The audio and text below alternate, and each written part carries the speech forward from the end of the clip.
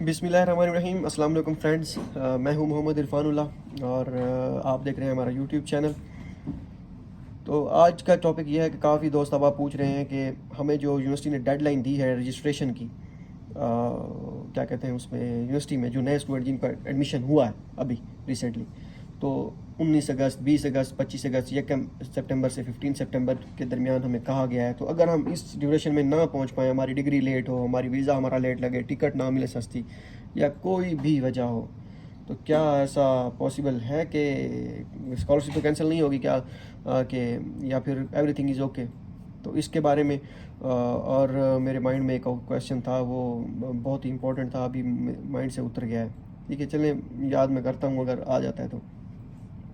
हाँ, एक वो जो आपकी डेड, ये बात मेरी माइंड में रखिएगा, जो आपकी डेडलाइन पहले तो ऐसे होता था, जैसे जब हमने 2019 में अप्लाई किया था, जो आपकी JW फॉर्म पे डेट लिखी होती है ना कि इस डेट को आके रजिस्ट्रेशन करवाएं, उससे पहले पहले आपका वीज़ा लग जाना चाहिए। अगर वीज़ा ना लगा तो फिर क्या होगा, उसका भी मैं आपको बताता हूँ।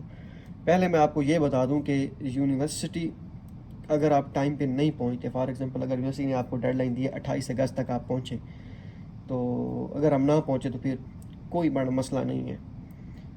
तो यूनिवर्सिटी को कह दें कि मेरा वीज़ा थोड़ा लेट है, तो टिकट भी थोड़ी सी जो है मुझे उसकी भी समझ नहीं आ रही है, टिकट महंगी है या मिल नहीं रही है, जो भी उनको कहना है कह के कि भाई ऐसा ऐसा सीन है, मैं थोड़ा सा लेट हो सकता हूँ या हो सकती हूँ।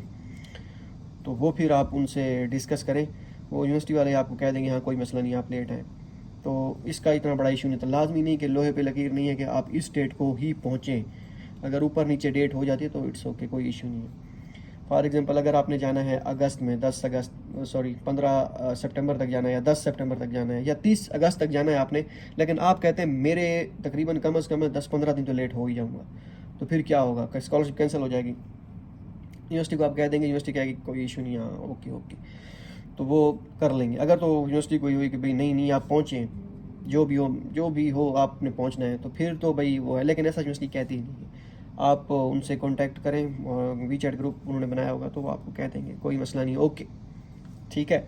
अब अगर इससे भी हम लेट हो जाएं तो क्या हिसाब किताब होता है। 2019 में तो ऐसा होता था, और वैसे भी इस सूत्रों के अनुसार, या दोस्त अब आप जितने हैं, कि 10 अक्टूबर तक जो है आपके पास टाइम होता है, आप जा सकते हैं वहाँ पे यूनिवर्सिटी में। CSC की भी मेरे ख्याल में वो इतना तक होती है कि 10 अक्टूबर तक या 15 अक्टूबर तक जो है आप पहुँच सकते हैं। तो वो इतने तक रिलैक्सेशन देते हैं 10 अक्टूबर तक। 7-8 अक्टूबर तक तो वैसे दोस्त गए हुए हैं। और हाँ, एक और चीज़, जब आप जाएंगे आपने कोशिश करनी है कि 15 से पहले पहले जाएं। अगर मीन्स के जिस मंथ को भी जाना है 15 से पहले पहले जाएं। मीन्स कि अगर आप जाने वाले हैं उसमें, हाँ अगर आपकी डेडलाइन 25-26 अगस्त से 27 अगस्त है फिर ठीक है, आप अपने हिसाब से देख लें। लेकिन अगर आपका प्लान बन रहा है कि यूनिवर्सिटी ने कोई डेडलाइन थोड़ी सी नहीं दी, आगे करके दी है, जो भी है, फॉर एग्ज़ाम्पल आप कहते हैं कि मैं 15 अगस्त तक जो है यूनिवर्सिटी ने कहा है, लेकिन मैं जाऊंगा या जाऊंगी 15 सितंबर तक यूनिवर्सिटी ने कहा है, लेकिन 20 सितंबर तक मैंने जाना है, तो 15 से पहले पहले जाएं। अगर 15 से पहले जाएंगे तो आपको उस महीने का स्टाइपेंड जो है वो पूरा मिलेगा, 3,000। ठीक है। अगर 15 से लेट जाते हैं तो फिर आपको मिलेगा आधा स्टाइपेंड। अगर 15 से लेट जाते हैं ना, फिर मैं आपको सजेस्ट करूंगा कि आप आखिरी दिनों में जाएं, आखिरी 2-3 दिनों में वहाँ पे पहुँचें। जिस दिन आप लैंड करेंगे उस दिन से आपका जो है आपकी एंट्री काउंट होगी, और स्कॉलरशिप जो है उस दिन से स्टार्ट हो जाएगा। अगर 15 से पहले मतलब 14 को आप लैंड करते हैं, ठीक है, आपकी रजिस्ट्रेशन 15, 16, 17 तक हो जाती है। जिस दिन आप लैंड करेंगे 15 से पहले, तो आपको ऐसा समझे स्टाइपेंड उस महीने का पूरा मिलेगा। 10 के बाद 15 से पहले 2-3 दिन जितने कम आप होंगे तो उतना खर्चा आपका कम होगा। अगर आप 15 से लेट हो रहे हैं और आप कहते हैं मैं 20 को जाना है, तो 20 को ना जाए, 22 को ना जाए, आप 26-27 को जाएँ। लेकिन टिकट का हिसाब देख लीजिएगा, ये नहीं कि आप इधर से स्टाइपेंड देखें और उधर से स्टाइपेंड इधर से आपको 1500 RMB मिल रहा हो, 1500 RMB बोले तो 60,000, ठीक है, और उधर से टिकट जो है आपको 70,000 महंगी पड़ रही हो, तो फिर तो फ़ायदा ना हुआ। तो आपने इस तरह देखना है, 15 के बाद, और इधर से 15 से पहले अगर आना है तो ठीक है, पूरा स्टाइपेंड मिलेगा। 10 से पहले भी आ जाए कोई नहीं, मतलब कि 15 से 3-4 दिन पहले आप चले जाएँ।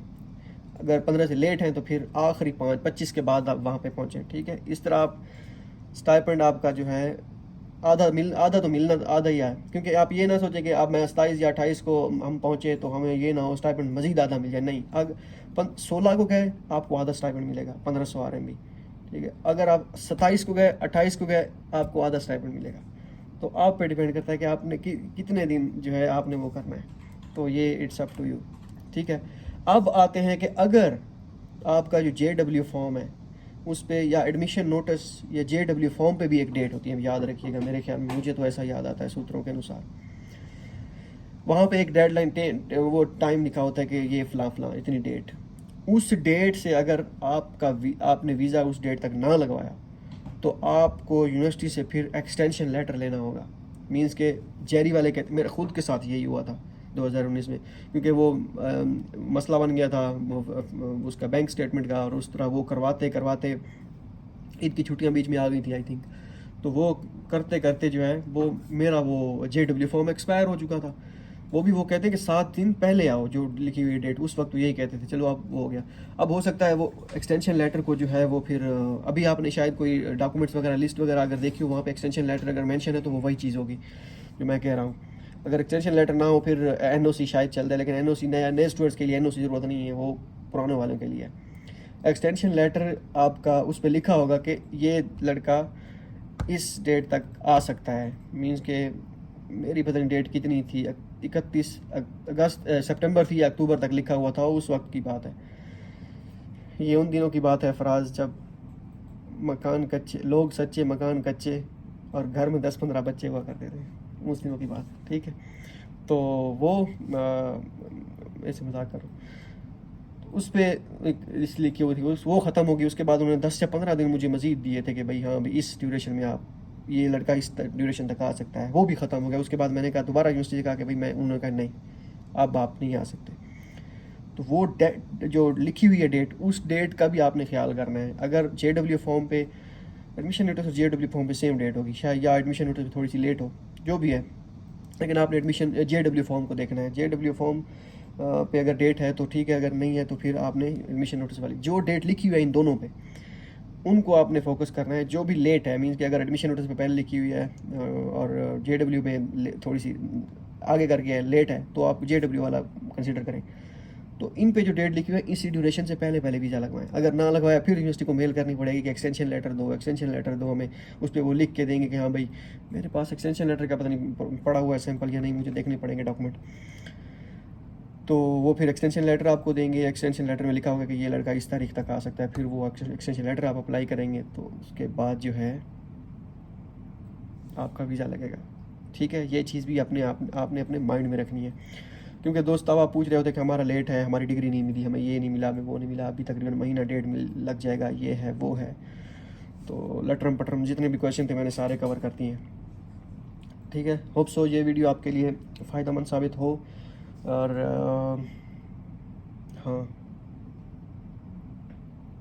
मिलते हैं अगली वीडियो में, 2 या 3। अल्लाह हाफ़िज़।